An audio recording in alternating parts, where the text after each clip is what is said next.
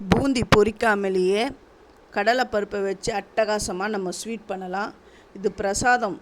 எந்த ஒரு விசேஷமானாலும் அதுக்கு இந்த ஸ்வீட் பண்ணி பாருங்களேன், ரொம்ப அட்டகாசமாக இருக்கும்.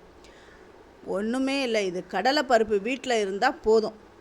கடலைப்பருப்பை ஒரு 3-4 மணி நேரம் நல்லா ஊற விட்டுடுங்க. இது பாருங்க, கில்லு பதம் வந்துட்டு தான் இந்த அளவுக்கு அது ஊறிடும். அது 3-4 மணி நேரம் ஊற வச்சாலுமே அந்த கில்லு பதம் வந்துடும். தண்ணியெல்லாம் சுத்தமாக இழுத்துட்டு கொஞ்சம் கூட தண்ணி விடாமல் மிக்ஸி ஜாரில் அரைச்சி எடுத்துன்னு வந்துடுங்க. ஒரு கடாயில் நெய் விட்டுக்கோங்க. தேவைப்படுறவங்க நெய் ஜாஸ்தியாக கூட விட்டுக்கலாம். ஒரு 2-3 ஸ்பூன் இருந்தாலுமே போதும். சும்மா நெய் வாடையில் அந்த லட்டு அவ்வளோ சூப்பராக இருக்கும். முந்திரி சேர்த்துருக்கேன், பாதாம் ஆப்ஷனல் தான், இருந்தால் சேருங்க, இல்லைன்னா வேண்டாம் விட்டுடுங்க.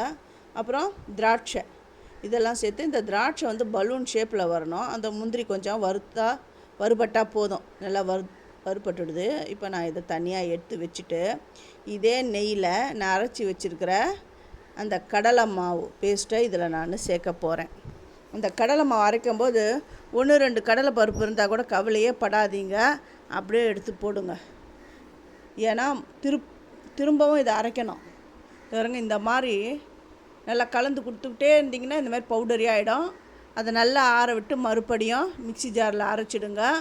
அப்புறம் சர்க்கரை பாகு, அந்த ஒத்த கம்பி பதம் சொல்லலை, அந்த பதம் வந்த உடனே இந்த அரைச்ச இந்த கடலை அதாவது வறுத்து அரைச்ச கடலை மாவு கலவையை தலையில் கொட்டிட்டு ஸ்டவ் ஆஃப் பண்ணிவிடுங்க.